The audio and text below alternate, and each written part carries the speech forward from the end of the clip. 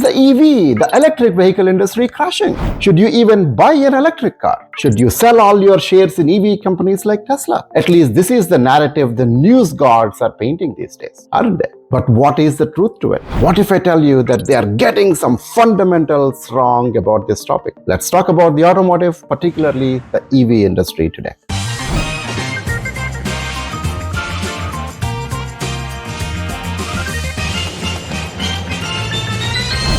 I realize that the media roadways lately are jammed with news around how bad the EV market is doing. No doubt you heard about this as well. The result is the EV shares are starting to crash. But as I said in the intro, many of these articles against EVs are getting some fundamentals wrong about this topic. Let's look at a few points as put forward by these experts. Number one, they claim that one of the reasons EV industry is struggling because electric cars are difficult to repair. Even a fender bender could take thousands of dollars to fix. Is it true? They take examples of Tesla and talk about how the owners had to break their bank to pay for the repairs. It's actually true that Tesla is expensive to repair. Trust me, I have first-hand experience with this. But the premise of this discussion is wrong, and I will come to that shortly. Number two, as an extension to this topic, the insurance on electric cars is high. They again take Tesla insurance as an example. So here is my point. Where the experts are getting wrong, the costs are high not because they are EVs, meaning they are electric vehicles. The costs are high because they are AVs, autonomous vehicle. Two completely different things. This is not an apples to apples comparison at all between, let's say, a Tesla and let's say a gas-powered Toyota Camry. I'm just taking two examples. AVs like Tesla come with cameras and sensors all around the body, and even a simple fender bender could damage those sensors, interfering with overall self-driving and other cool capabilities. That's why the damage doesn't have to be severe enough to reach the body of the car. Even if it looks like there is no interference with sensors, we must ensure that's the case. Hence, companies like Tesla force repairs by certified shops, making the repairs expensive. But part of this is growing pains, and this could come down over time. But back to using repair costs against making a case for EVs in general, that premise itself is false. There are many EVs without a path to self-driving, meaning EVs without all these sensors are not expensive to repair, nor their insurance is high. So the fundamental premise that EVs are expensive to maintain is wrong.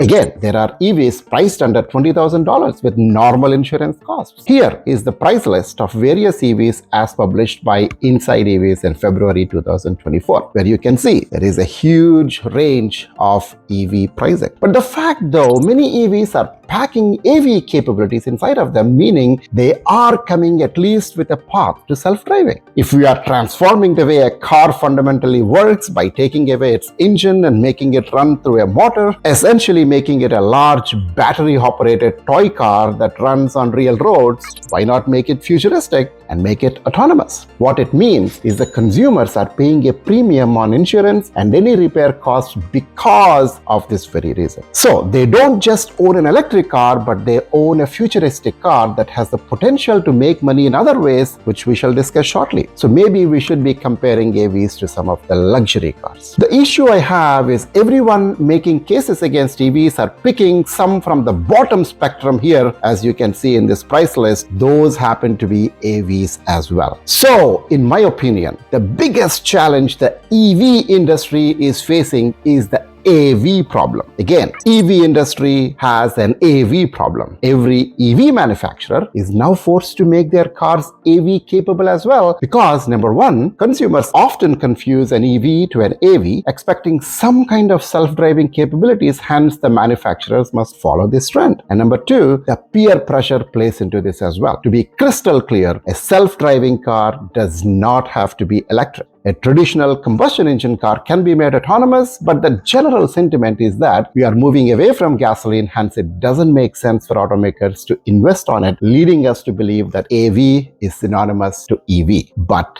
it's not. Despite this, here is the fact. The electric vehicle industry has experienced tremendous growth in recent years, with many countries investing heavily in EV infrastructure and incentivizing consumers to switch to electric. In 2023, more than 1.4 million plug-in electric cars were sold in the US, and this was up over 50% year over year, which is also 9.1% of the total volume compared to 6.8% a year ago. The adoption rate, of course, could be better, but the trend is going in the positive direction for EVs. Sure, the EVs generally have some drawbacks, range and charging being on the top of the list. But with the charging infrastructure expanding rapidly, this is becoming less of an issue though. Don't forget that the range is also increasing steadily. In my book, The Future is Big, I predicted that we will reach 1,000 miles on a charge not far into the future, and I already see reaching half of it in some cases. Nevertheless, we cannot deny that it's a non-issue, especially if you want to travel long distances. But the issue is not new. In fact,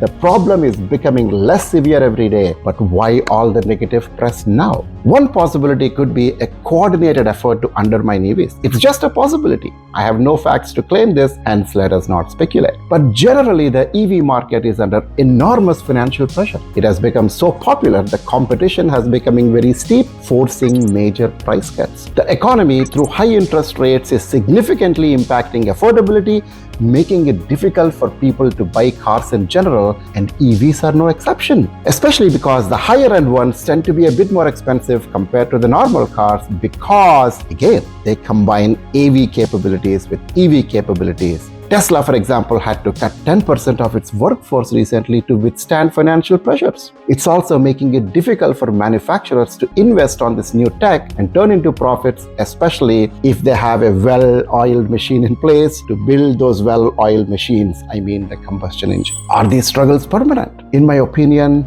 absolutely not. We are under a passing cloud, and I strongly believe the EV industry will start thriving back not too far into the future. The demand is so huge. There is room for all the players and maybe some new ones too. And particularly the AV industry that is developing on top of the EV industry will strive despite doubts from several critics. Again, this is just my opinion. Please do your due diligence before coming to conclusions. I will do another video explaining my rationale though, but meanwhile, have you seen this one where a fully autonomous Tesla drove me? Check it out.